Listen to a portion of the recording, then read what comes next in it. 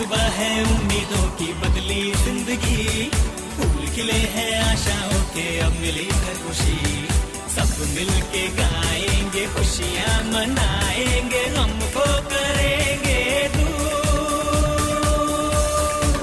Radio radio मयूर radio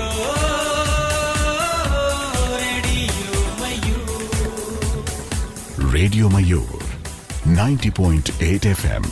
सुने अपने दिल की आवाज। तो छपरा, इस वक्त हम लोग अपने खास प्रोग्राम के बीच में आपके साथ एक बहुत ही खास मेहमानों से हम लोग रूबरू कराएंगे। और जैसा कि आपको पता ही होता है कि हमारे शो में कभी कभी ऐसे कुछ अतिथि आ जाते हैं हमारे शहर में जिन्हें हम कोशिश करते हैं अपने स्टेशन में बुलाने के लिए, और आज भी कुछ ऐसा ही हुआ है। मुझे लगता है कि आज हर जगह समाज सेवा की बातें देखी जा रही है, हमारे शहर में भी, चाहे शहर से बाहर भी, पूरे देश में। तो आज स्थिति ऐसी है कि युवाओं को समाज सेवा के क्षेत्र में बहुत ही बढ़ चढ़ के आगे भाग लेना चाहिए, हिस्सेदारी करनी चाहिए।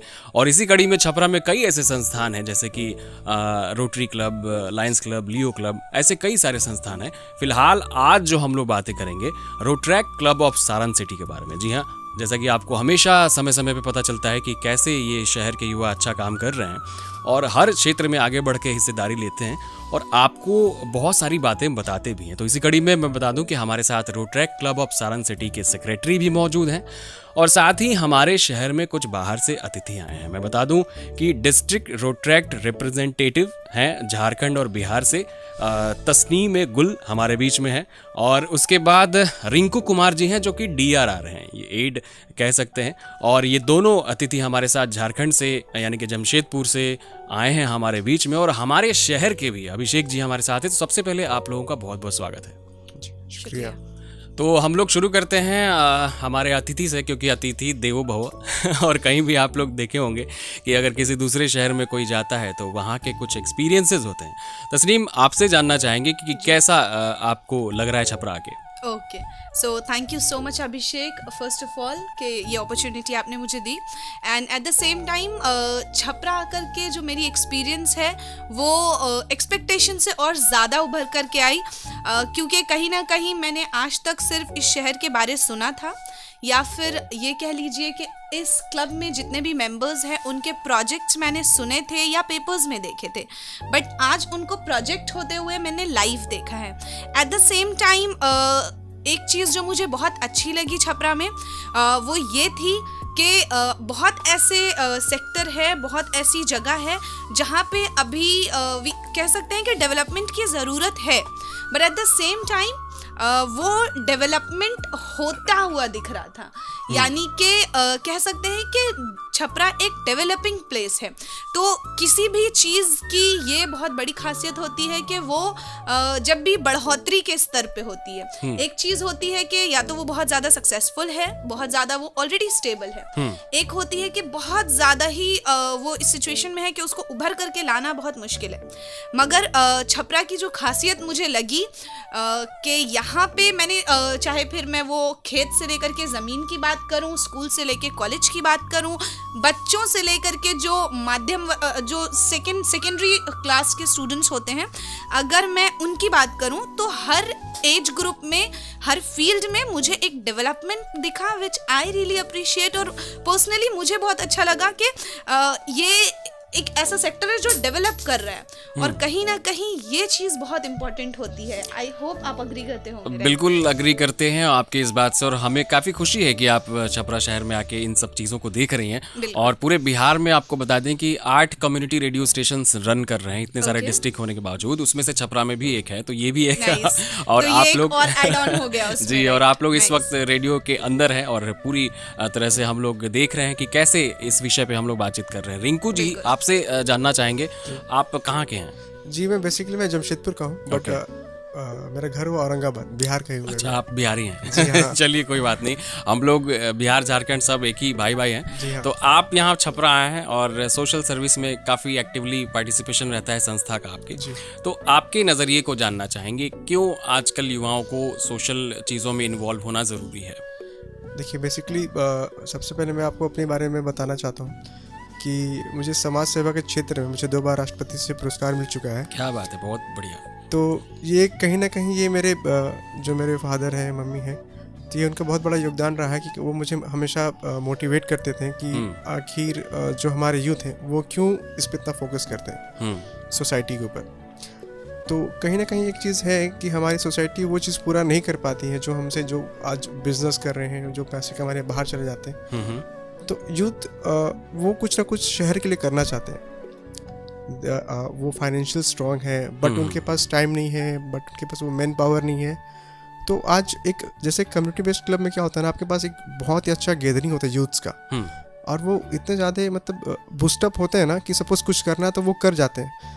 अब बात करें हम अपने सारिन सिटी की बात कर लें, तो हम लोग जैसे एंट्री किया ना तो बाकायदा हम लोगों ने सबने देखा कि हर जगह रोट्रैक का बैनर लगा हुआ था। मतलब उसमें कह सकते हैं तो नियम कानून था, यानी बहुत सारी चीज़ें, छोटी छोटी बारीक सी चीज़ थी जो बहुत ही इंपॉर्टेंट थी। तो मतलब ये लगता है ना कि हाँ भाई, हाँ छपरा सिटी के जो यूथ हैं वो क्या ही काम कर रहे हैं, और वो नज़र आ रहा है मतलब ज़मीन तर पर। तो मुझे लगता है कि आपको मतलब ऐसा मानना चाहिए कि ऐसी संस्थाएं जैसे Rotaract club of Saran city जैसी संस्थाएं युवाओं को ऐसा मंच देता है कि जहां से वो आके आगे के लिए कुछ कर पाएं समाज के लिए। बहुत ही अच्छा एक प्लेटफॉर्म है उनके लिए जी। एंड सपोज एक होता है ना कि अपने एक CV में, एक बायो में कहीं ना कहीं एक बुलेट्स पॉइंट छोड़ जाता है कि आप इसके थ्रू आप थे, और ये बुलेट्स पॉइंट्स उनकी आगे लाइफ के लिए बहुत इंपॉर्टेंट चीज़ होती है। तो अभिषेक जी, आप चूंकि छपरा में ही हैं और सेक्रेटरी हैं यहाँ पे जो Rotaract club of Saran city चल रहा है, तो अभी क्या कुछ एक्टिविटीज़ चल रहे हैं आपके? लेटेस्ट क्या क्या एक्टिविटीज़ हुए हैं? जी सर, मैं आपको बताना चाहूँगा, हमारे क्लब का सेशन 1 जून 2021 से शुरू हुआ। इस दौरान हम लोगों ने लगभग 48 प्रोजेक्ट्स किए। कुछ ऐसे प्रोजेक्ट्स भी थे जो हमारे क्लब के लिए बहुत ही यूनिक प्रोजेक्ट थे। जैसे हम लोगों ने हर एक पर्व त्यौहार पे कुछ गरीब परिवार को चुनते हैं, उन लोग को हम लोग राशन देते हैं। जैसे मान लेते हैं कि छठ का समय था, तो छठ में छठ व्रती को जिस सामान की ज़रूरत पड़ती है हम लोग पहले उसको आइडेंटिफाई करते हैं। आइडेंटिफाई करने के बाद सारे सामान को हम लोग घर घर जा कर के पहुँचाते हैं। फिर उसके बाद हम लोग, अभी खिचड़ी का समय आया था, मकर संक्रांति का समय आया था, उस समय भी हम लोग जो उनकी नीड की चीज़ें थी वो भी हम लोगों ने दिया। ठंड का समय ये बहुत अधिक चल रहा था, तो हम लोगों ने क्या किया कि लगभग 100 कंबल हम लोगों ने अपना खुद का पैसा लगाया या फिर कहीं कहीं से ले करके हम लोगों ने इकट्ठा किया, उसको गरीबों के बीच हम लोगों ने कंबल भी बांटे। हम लोग का सबसे बड़ा प्रोजेक्ट होता है अलाव। अलाव का मतलब हम लोग हर एक चौक चौराहे पे हम लोग आग की व्यवस्था करते हैं। तो हम लोग जगह चुने थे ब्रह्मपुर, छपरा में ही ब्रह्मपुर है।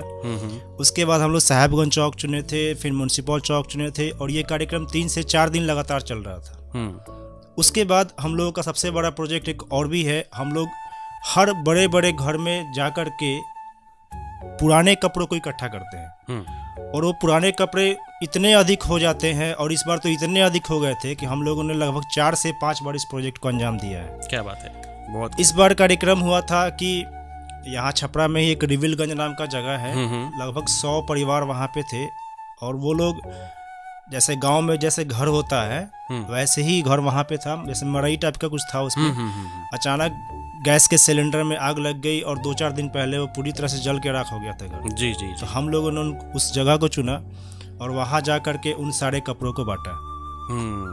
ये आप लोगों ने बहुत अच्छा काम किया है। जैसी ज़रूरत जैसे समाज को होती है वैसे वहाँ आप लोग खड़े होते हैं, तो ये एक अच्छा संदेश जाता है। तस्नीम, आपसे जानना चाहेंगे कि क्या खास बनाता है रोटरैक्ट क्लब ऑफ सिटी को, या फिर जो भी संस्थाएं अलग अलग शहर में आपकी होती हैं वो बाकी संस्थाओं से क्या अलग है? ओके, तो देखिए, सबसे इम्पॉर्टेंट चीज़ ये है कि रोटरैक्ट और रोटरी अगर आप कह लीजिए, तो बेसिकली रोटरैक्ट जो है वो बाकी सभी संस्थाओं से किस तरीके से अलग बनाता है इसको, और युवा क्यों इसमें बहुत ज़्यादा इन्वॉल्व होना चाहते हैं और अट्रैक्ट भी होते हैं, इसके 2-4 कारण हैं। सबसे पहली चीज़ तो ये है कि इसकी जो मायने है वही यही है कि फेलोशिप थ्रू सर्विस।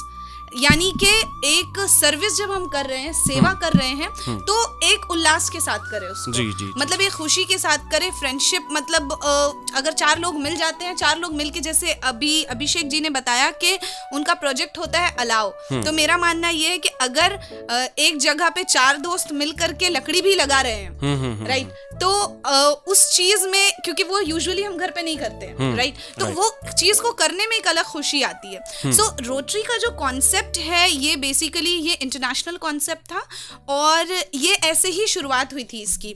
अगर मैं 100 साल से भी ऊपर हो चुका है रोटरी को अब, तो उस अगर सिचुएशन में जाऊं तो बेसिकली इसकी शुरुआत तब हुई थी कि एक जगह थे जहाँ पे कैफे जैसा आप कह सकते हो, वहाँ पे कुछ 2 लोग बैठते थे, फिर उनके 4 दोस्त बने, तो उनका एक कॉन्सेप्ट हुआ कि चलो कुछ क्यों ना करते हैं। तो मतलब उन्होंने कुछ खाया या कुछ किया, तो देन कुछ छोटी सी इनिशिएटिव उन्होंने ली, किसी को कुछ दिया ऐसे कुछ। हाँ। तो एक था कि उनका मीटिंग पॉइंट था, मिलते थे, एंजॉय करते थे, फ्रेंडशिप बेसिक मोटो था, एंड देन उसके बाद उसके थ्रू वो सर्विस करते थे। तो ये वहां उन 4 दोस्तों से शुरुआत हुई थी और आज टोटल 200+ कंट्रीज में रोटरी क्लब्स हैं। Eight the same time Rotaractors, अगर इंटरनेशनल लेवल में बात करूं मैं, तो इंडिया में सबसे ज्यादा नंबर ऑफ रोट्रैक्टर्स हैं, और इसके लिए तो ये इसको कहीं ना कहीं बहुत अलग इसलिए बनाता है क्योंकि युवा पीढ़ी क्या होती है, 18 से 30 साल के लोग, वो ये नहीं चाहेंगे कि वो, पहली बात तो इतने सेटल नहीं होते हैं कि उनका दिमाग इतना पीस में नहीं होता है कि वो सिर्फ कहीं पे सेवा के माध्यम से जाए। right. वो जब कहीं जाते हैं तो 2-4 चीजें होती हैं उनके साथ कि हाँ, वहां पे उनको थोड़ा बहुत मजा होना चाहिए, मतलब वो दिल लगा रहना चाहिए। तो ये एक चीज होता है कि हमारा रोट्रैक्ट या रोटरी का जो भी इवेंट होता है, अगर सुबह इवेंट करते हैं हम तो शाम में पार्टी करते हैं। तो एक ये बहुत बड़ी चीज होती है। अगर साल भर प्रोजेक्ट करते हैं तो पूरे डिस्ट्रिक्ट के लेवल पे हम लोग 2 मरतबा असेंबली और कॉन्फ्रेंस होता है हमारा, जिसमें पूरे झारखंड बिहार के लोग एकत्रित होते हैं और एक पार्टी टाइप होता है, सेलिब्रेशन होता है, अवार्ड्स मिलते हैं। तो कहीं ना कहीं आपको जब तक एप्रिसिएशन मिलता है तो आप और जुड़ते हैं और ज्यादा बेहतर करने की कोशिश करते हैं। बिल्कुल। और अभिषेक जी, मैं आपको ये चीज बताना चाहूंगी कि हाँ, अभी तक आपने मुझसे ये कहा कि युवा क्यों जुड़ना चाहते हैं। मैं आपको एक और क्वेश्चन का आंसर ये देना चाहूंगी कि और युवा इसमें क्यों जुड़ सकते हैं। जी। सबसे पहली चीज तो ये है कि यहाँ आपको आप एक मस्ती मजाक सब चीज के साथ एक सर्विस कर रहे हैं। दूसरी चीज जो बहुत प्रैक्टिकल है कि हम सोसाइटी से सिर्फ ले रहे हैं, राइट। आप अग्री करेंगे मेरी बात पे कि अगर आज आप भी किसी पोजीशन पे है, मैं भी किसी पोजीशन पे हूँ, या कोई डॉक्टर है, कोई इंजीनियर है, तो उन्होंने सिर्फ सोसाइटी से गेन किया है। किसी ने टीचर से गेन किया है, किसी ने पेरेंट्स से गेन किया है, तो हम सिर्फ ले रहे हैं। बट जब अगले 10 साल 20 साल, और कहते हैं हमारे में कहा जाता है मौत बरहक है, कभी भी मौत आ सकती है, तो अब पता नहीं मैं आज हूँ कल नहीं रहूं, तो ये हमें नहीं पता होता है कि अगर हम नहीं रहे तो उसके बाद आउटकम हम क्या छोड़ करके जाएंगे। सही बात। तो युवा को सर्विस में जुड़ने का एक ये कारण होता है कि वो अपने लिए एक बैक प्लानिंग बना रहे होते हैं कि अगर वो सेवा करते हैं, किसी के दिल से दुआ निकलती है। सो इसमें वो भी खुश होते हैं, उनको एक एंजॉयमेंट भी मिलता है, एट द सेम टाइम उनका एक बैक प्लानिंग भी रेडी हो रहा होता है, विच इज वेरी प्रैक्टिकल। सो बहुत ये अच्छी आपने बातें कही हैं, क्योंकि देखिए हम सिर्फ सोसाइटी से ले नहीं सकते हैं, हमारा भी एक फर्ज बनता है उनकी तरफ कुछ करने का, उन्हें कुछ वापस करने का। चलिए, मुझे लगता है कि हम लोगों ने काफ़ी अच्छे विषयों पे बातें की हैं। आखिर में कुछ संदेश लेना चाहेंगे। रिंकू जी, आप क्या कहेंगे छपरा के युवाओं को समाज सेवा के प्रति? मेरा सबसे तो यही अनुरोध रहेगा कि एक होता है ना कि उभरते हुए सूरज सबको देखना चाहते हैं, बट इस उभरते हुए सूरज के पीछे काम कौन करना चाहते हैं। तो ये बहुत इंपॉर्टेंट चीज़ है ये, कि भाई देखना तो सब चाहते हैं पर करना कौन चाहता है। करना कौन चाहता है। जी बिल्कुल सही बात है। यहाँ पे खुद सिर्फ अपने लिए नहीं सोचना है, हमें आसपास की ज़िंदगी के बारे में भी सोचना है, लोगों के भी बारे में सोचना है। अभिषेक जी, आप क्या कहेंगे लास्ट में, आखिर में? बस हम लोग का क्लब जैसे काम करता है वैसे आगे भी करता रहेगा। चलिए, थैंक यू सो मच आप सभी का, जो हमारे स्टूडियो में आए, रेडियो मयूर के स्टूडियो में आए, आप सभी का बहुत बहुत शुक्रिया, धन्यवाद।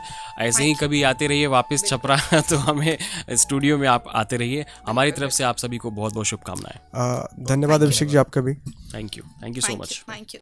रेडियो मयूर।